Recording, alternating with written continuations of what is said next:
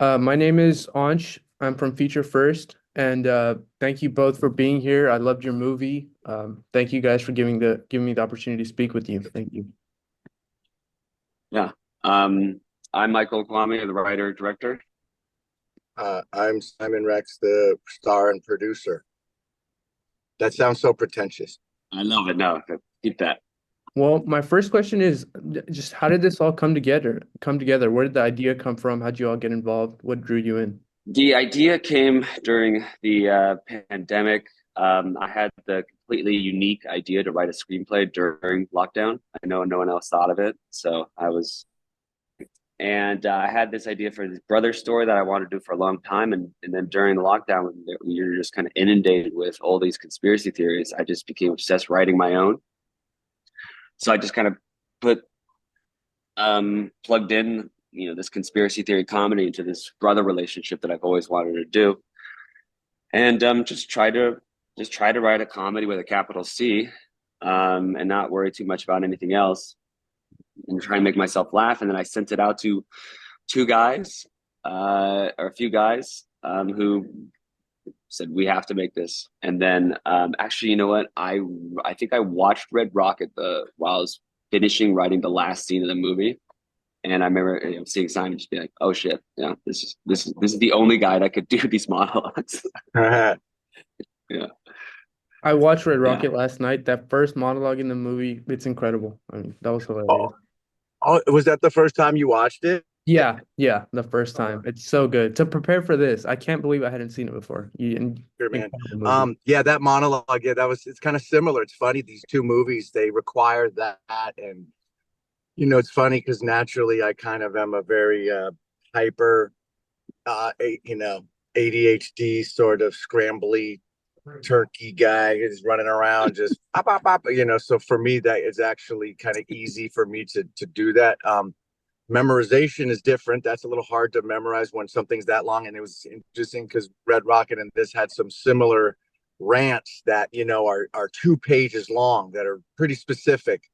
Both of them have this same sort of thing. And yeah, I don't want to say like I'm the only one who could do that, but I'm like well equipped for, like, that's just how my brain works. So I love doing that kind of stuff comedically. So I'm glad that Michael saw Red Rocket and was like, that's the guy. And it's that was the most challenging part for me for this movie because I love doing comedy. And it was just the memorization of some of the scenes in Operation Taco Gary's were like 2 pages of just very tense. yeah. And so we spent a lot of time prepping for this by going out to Joshua Tree with me and Michael and the co-star Dustin and the producer Matt, and we went to my place in the desert and rehearsed this like 2 months before we started filming, which that's not, you normally don't get to do that unless you do it on your own time, which we did. And it required that just because of the amount of dialogue that I had to fire off at machine gun pace. Yeah, at 3:30 in the morning too, Mm-hmm. in the middle of the woods. Yeah. It's crazy. Yeah. Simon, yesterday at the Q&A, you mentioned this feels a lot like late 90s, early 2000s comedies. I mean, that had to be the intention, right? Even down to like the casting of Simon and Jason Bigg, who've been in some of the most iconic comedies of that time. So that I was, guess that's a yeah, Michael question. Yeah. Yeah. Well, no, I mean, this was you're absolutely right. Like we knew we wanted to make a movie for basically like high school versions of us, movies that we really liked enjoying when we were younger, and again, like the comedies we grew up with, and it just kind of fit into place that we got two of the most, in my opinion, iconic comedy actors from that time period. I mean, Scary Movie and American Pie. Come on. yeah. I mean, I grew up watching those. So yeah, Yeah. yeah, it was very much a comedy of that time period. Yeah, so I think it was just fortuitous and lucky that we made a '90s comedy. We have '90s comedy stars. I think it's a good point. Yeah, very happy about Fortuitous. it. Did you say fortuitous? I did say fortuitous. I'm trying out I bought this book at the airport. Words to make you sound smart, and that was one of them. Yeah. Fortuitous meaning not by design. That's right. That's a good word. I'm glad we all agree. I'm sorry, I was being obsequious. Mikey, is this part of a bigger ploy or a conspiracy, if you will, to try and bring back these sort of comedies? Is this what you want to keep pursuing? Sure. I mean, honestly, like the next movie I'm writing, I believe is such a again, I love this movie, and I think we knocked it out of the park. But I'm like, okay, it's possible. It's possible to do these kind of crazy comedies, and I think and people will dig them. So I'm going full throttle on the next one. So let's see how far I can take it. And I'm it might not work, but at least I wouldn't write this movie that I'm writing right now if Taco Gary's didn't happen. So let's see if we can keep pushing the envelope. I mean, I think they're working. I haven't heard that much laughter in a theater in so long, so I think it's working. Oh, cool. That's so Yeah, cool to man. hear. That's exactly what gets me excited is the collective experience, because the movie theater experience is so not as popular as it was, when I was growing up. You really just could only go get comedy unless you're hanging out with your boys. You could go get comedy at a movie theater, or hopefully, in the 90s, maybe a sitcom that you like. Now I Right. think what's ubiquitous, while we're using mediocre to big words, is that comedy now you can get free on a podcast, you could get free on your phone, you could get free YouTube videos of stand-up. Stand-up comedy's bigger than ever. So there's so That's many true. resources to go get a laugh in a time when we need it more than ever. You would think that movies would be being made. So that's, I think, what part of it is. And then also there's this business side of it that I heard from people smarter than me in Hollywood that say that now that they're making movies on these streamers mostly, that if they can't appeal to a wider audience, they don't make the movie. For instance, if you make an action movie or a horror movie, that could appeal to people in Russia, the Mm, Middle East, and Asia. But if you do a comedy, it's pretty limited to people who understand the language and the culture. So they're not making them as much because it's just about money. And, so that's what yeah. sucks. And that's sort of a bad way to be going for making film, especially comedy. So that's again why I really was excited about doing this, because I think making people laugh is the most magical thing you could do in the world. I mean, it's truly like healing people. Laughter is the best medicine. It's cliche, but it's true. And to me, last night, to hear a bunch of people laughing, sometimes I go back and forth, like, is this feeding my ego? Is this me being insecure? Or is this me truly enjoying making Hmm. people laugh? It's just magic, because I'm such a comedy fan of stand-ups, and just grew up watching, Airplane, Naked Gun, you know, movies, Mel Brooks movies, back when sitcoms, were good, like growing up watching Cheers, or, like smart shows. Anyway, so for me, I feel like I my whole brain as a child was molded, you know, doing comedy and making my friends laugh. And that's how you sort of survived in like middle school and high school. You had to be funny, you had to be zinging and zanging. And that was kind of like, yeah, so for me, this is just what I love to do. You mentioned these other comedies, Airplane and stuff. So were there any specific comedies that you guys looked to for inspiration, or just any that you love that you wanted to try and channel? I think because, like Simon was saying, we grew up with all this stuff. It was all our influences were just in the back of our head. There wasn't anything in particular. It's just like we know what makes us laugh. We're big fans of comedy, so we knew what making a comedy was, rather than be like, we want to make this kind of comedy. If that makes any sense. I know we like bring back to the '90s comedy in capital C, to say that for the last time, but yeah, there was no specific influences other like a movie like we're gonna try and make the next version of this. To be honest, it was just like we're gonna make a comedy. We're gonna make a comedy. The ones that we Yeah, it's if I could chime in, it's the formula that works. Like two yeah. guys, odd couple on the road who have to get the simple objective, like to get from A to B. It's like Midnight Run, which we actually watched when we came out to Joshua Tree, which is one of my favorite movies, which is such a simple formula, but done right, it just works, and it just gives it movement. It gives it high stakes. Mm, It gives it so much room for obstacles and shenanigans to ensue and different characters that it's just like a win to me. It's just like a good formula for a movie. So I can't speak Mm. for Michael. I don't like, again, I don't think if maybe it was subconscious that to make it a road, it's a brother movie, but it's essentially a buddy movie Yep. that yeah, that it's yeah, I feel like it's done right. It's a fun 90-minute ride. Yeah, you're right. It's a tried and true formula. And I totally forgot about that midnight run moment we had. Remember when we were talking about that scene of Midnight Run where the daughter comes out and hands De Niro her allowance? And It's one of the most beautiful scenes, and to me, one of the most beautiful scenes in any movie. And what's funny about that is that there's not really. What's interesting too is that there's not really a love story in this movie. There is obviously uh-huh. the thing between Dustin and Dustin's character, and why am Brenda. I spacing Brenda's character? So that's sort of hinted at them having a thing, but it never goes anywhere. But the love story is really me and my brother because I love my brother. Anyway, we're just here to promote Midnight Run. I haven't seen that, so I got to get to that. And you guys have sold me on it, so I'm gonna check that Yeah, out. you have to. It's literally one of the best and first true action comedies. Yep. I can't recommend that movie. Yep. I thought it was really subversive. Instead of the traditional love story, the how the core of the movie was the brotherly relationship. So yeah, I just wanted to say that was really great. Oh, Thank thank you. you. Yeah.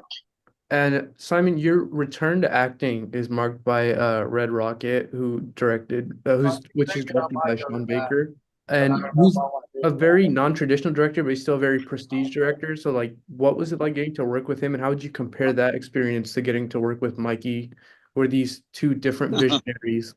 Well, so yeah, Sean's obviously one of the greatest directors on the planet, and Yeah. he's somebody who's become a dear friend of mine now, and he's just brilliant at what he does. That's his lane. He knows how to sort of go into the people in the margins in certain communities and make a personalize and make beautiful stories out of sort of the forgotten people in the cracks of America. And Working with him was amazing because he's so open. He's really open to, like, we'd be on set and he'd be like, if he wouldn't know what to do. He'd be like, "Did anyone have an idea?" And it could be the grip or the camera operator or the makeup artist. And if they would chime in with an idea, he'd say, "Okay, I love that. Let's do it." So he stayed open. He was open and then the flow. And it was the same thing to compare to Mikey, is that he was the same way. He was very open, and some directors are just like, "Nope, it's my way or the highway. I don't want to hear your ideas."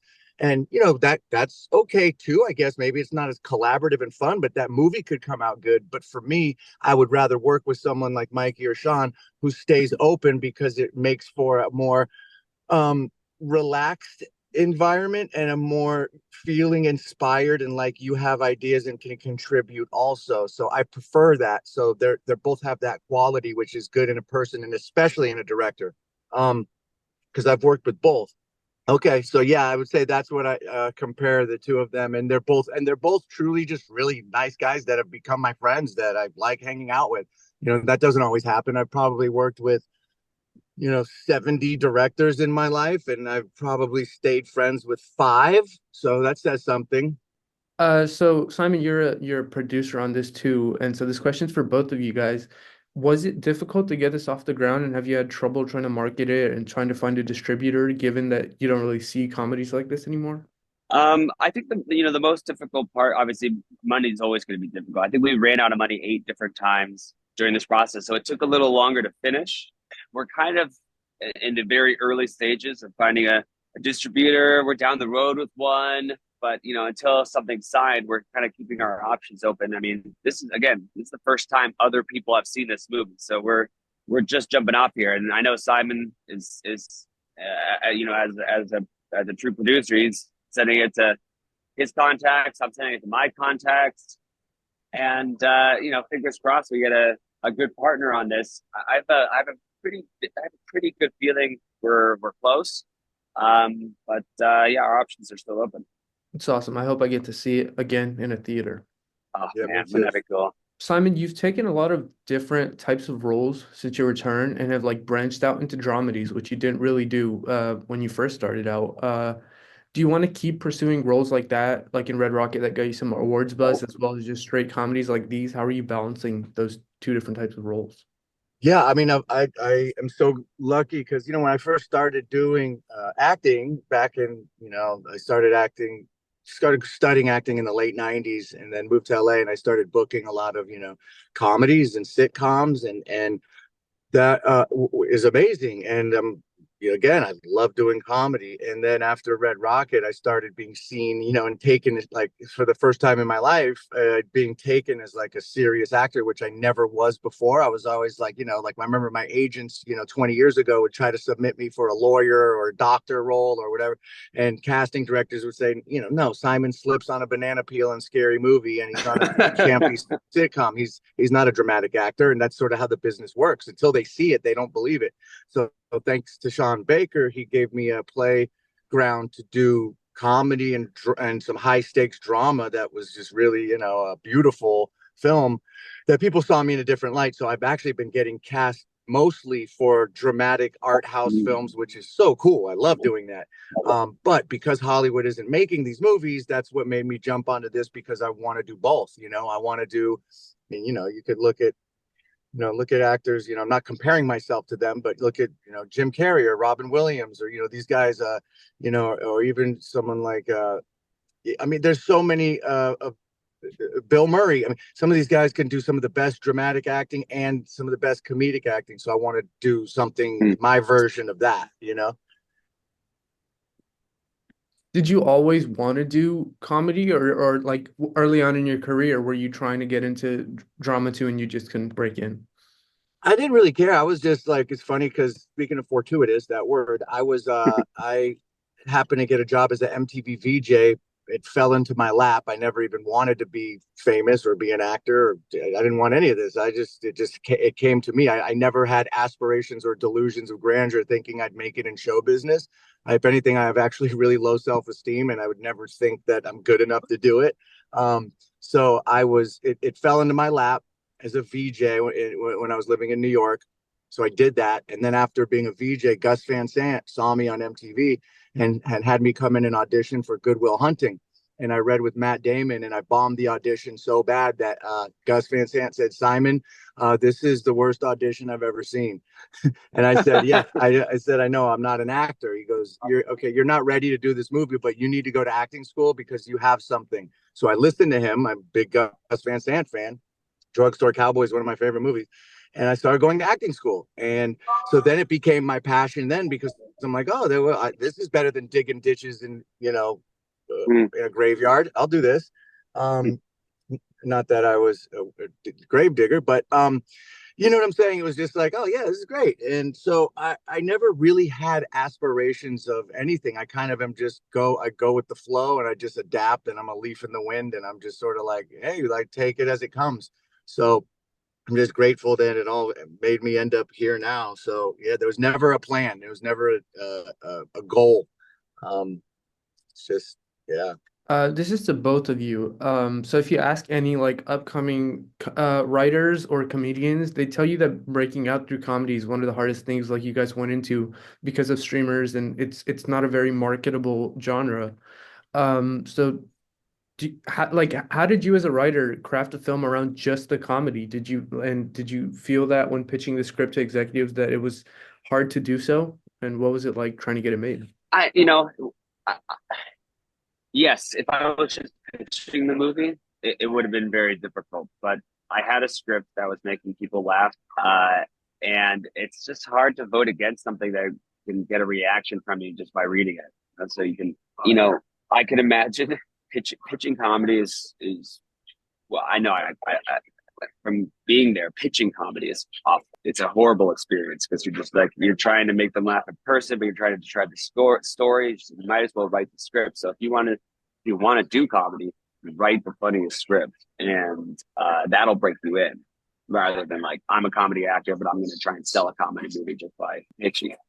And just keep writing, and some of the jokes from one script won't make, you know, that script will fail, but you'll take some of the best jokes and you play your new script. And it's one of the hardest genres. I was commissioned to do a horror movie recently.